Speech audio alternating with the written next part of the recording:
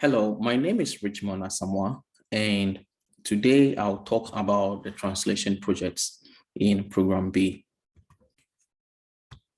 Specifically, my talk will focus on the Manta mic acoustic analyzer, the Pulp chemistry monitor, which is currently known as Magotteaux, and a tails leach circuit sensor. There is an increasing demand for metals, given our drive for climate change and use of electric vehicles in current days and the future. In addition to that, there is a global increase in population. So we'll need more metals to be able to supply for the next generation and the needs for metal in the future. In contrast with that is the decreasing ore grades. Unlike in the good old days where high-grade deposits were available for processing, in recent days, most of the grades are very low. So on this chart, as you can see from here, in the past, copper grade as high as 20% could be processed, which means that for 100 grams of ore that is being processed, 20 grams is copper metal, which could be sold. In our recent days, most of the grades and in the future are estimated to be below 1%. And that implies that when we process the same 100 grams, we are more likely to get only 1 gram of copper. So for us to meet the same demand as in the past, we'll need to process 20 times the amount of material in the future. But in the future, we need more metals. And so we need to be able to process far more amount of ore to get the metals required for the transition. So this is a major challenge. And also in current situations, as we are increasing the mass of material being processed and going deeper mining, the variability of the ore is increasing, short-term variabilities, where there is a change in mineralogy in terms of the hardness, the feed size that is going in, the reactivity of the minerals that are being presented to the operating units.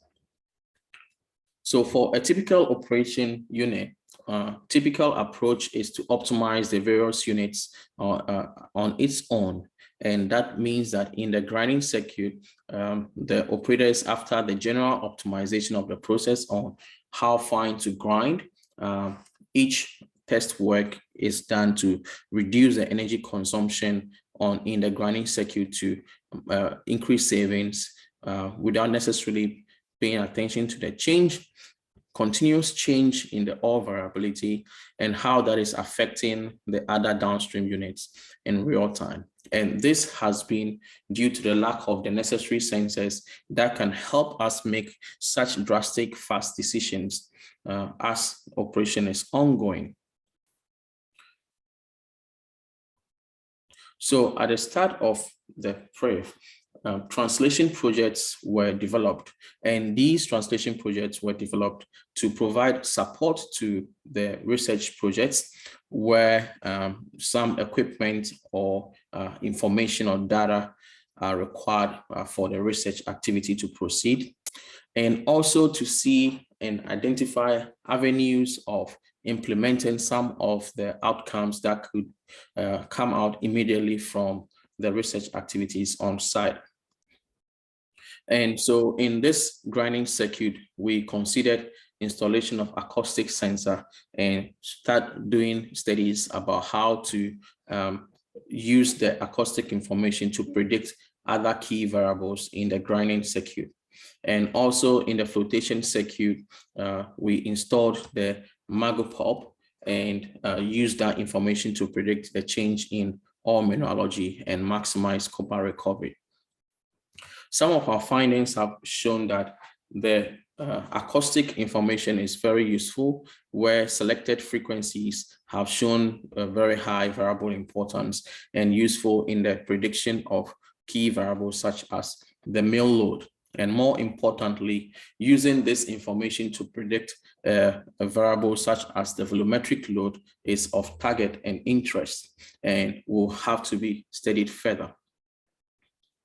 Again, we have observed that from the lack of useful variables in the flotation circuit, poor or less effective models can be developed in terms of using that same model to predict in other scenarios or other years. So as an example, we see here that a model which performs very well in a good testing data set in 2018, because of a change in the distribution of the data or drift of the data and the lack of the causal relationship being captured in the input variables of the model, there is a poor performance of the model in subsequent years. So having the necessary variables which can report the change in those input variables accurately with the recovery is very important to make good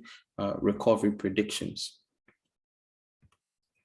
So we are looking at an end date outcome where the information in the upstream process before the mill is feeding into the operation of the downstream process, the processing stage, metallurgical stage of extracting the metal, and getting information from the grinding unit, the concentration stage of flotation, and also the tails leach, all of them feeding into in real time to adjust the process, save reagents, and help maximize performance.